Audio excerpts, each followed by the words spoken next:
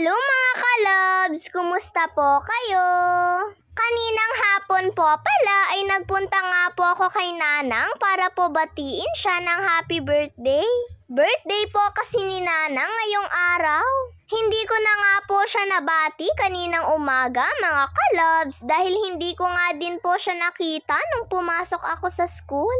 Kaya sabi ko nga po kay Mama ay ngayon ko na nga lang po siya babatiin. At nung nakita nga po ako ng mga pinsan ko na binabati ko nga po si Nanang, aba at pumunta nga din po sila dito para po batiin si Nanang. Hindi nga din po kasi nila alam na birthday ni Nanang ngayon. Nalaman nga lang din po nila nung nakita nila akong binabati si Nanang.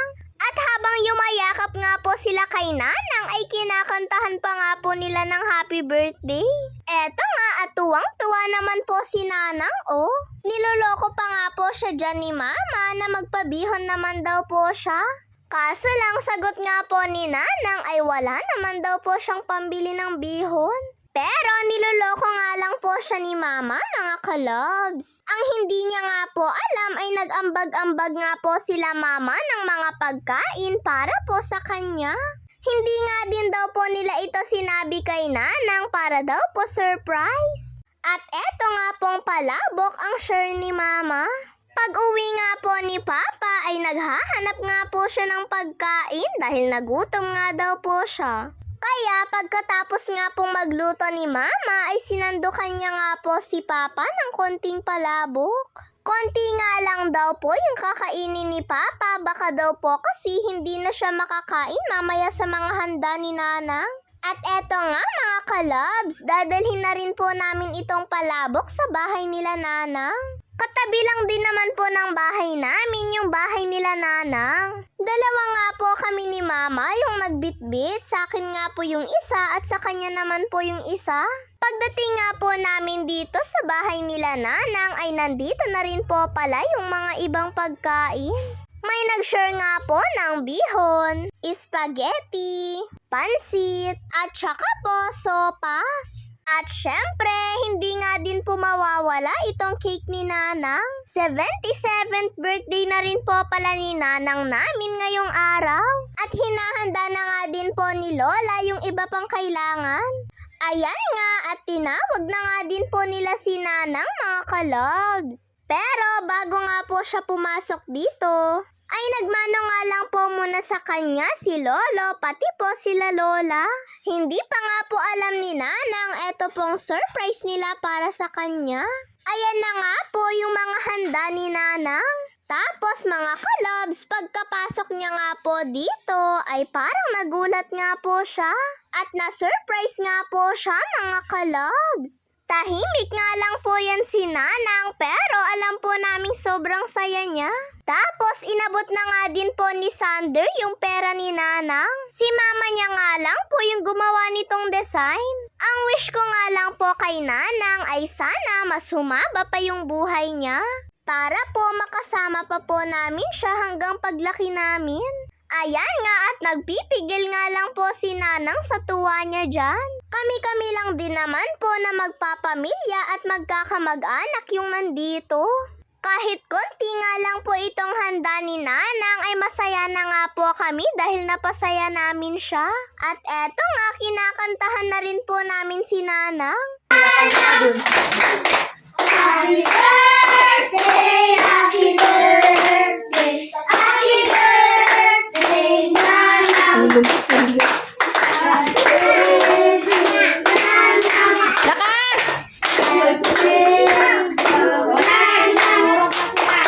God bless you! Ay, God bless you! Ay, mga tutulog pa kayo? Yay! O, sige na, nanay! Nanay, kiss nyo na, dali!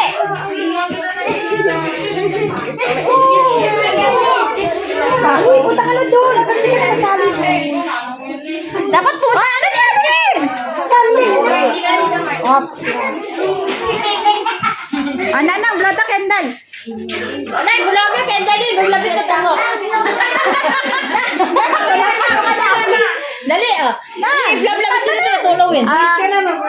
Happy birthday!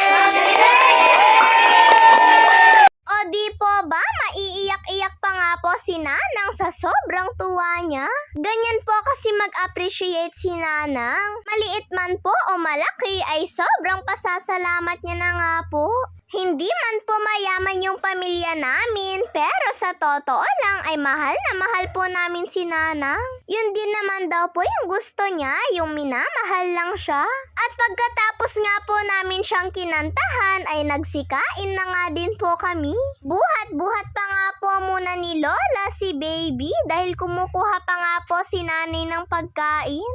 At dumating na nga din po sila Papa at Kuya.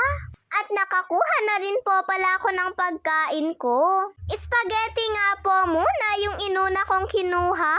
Yun po kasi yung gustong gusto ko po laging inuuna kapag sa handaan. At kung sakaling wala nga pong spaghetti ay pansit o di kaya bihon. Konti lang din naman po kaming nagsalo-salo mga kalobs. Ang mahalaga naman ay mairaos po namin ng masaya ito pong birthday ni Nanang namin. Siya naman po kasi yung dapat pasayahin ngayon eh. Ayan nga at naka-take 2 na nga po ako ng kuha. At eto naman nga pong sopas yung kinuha ko.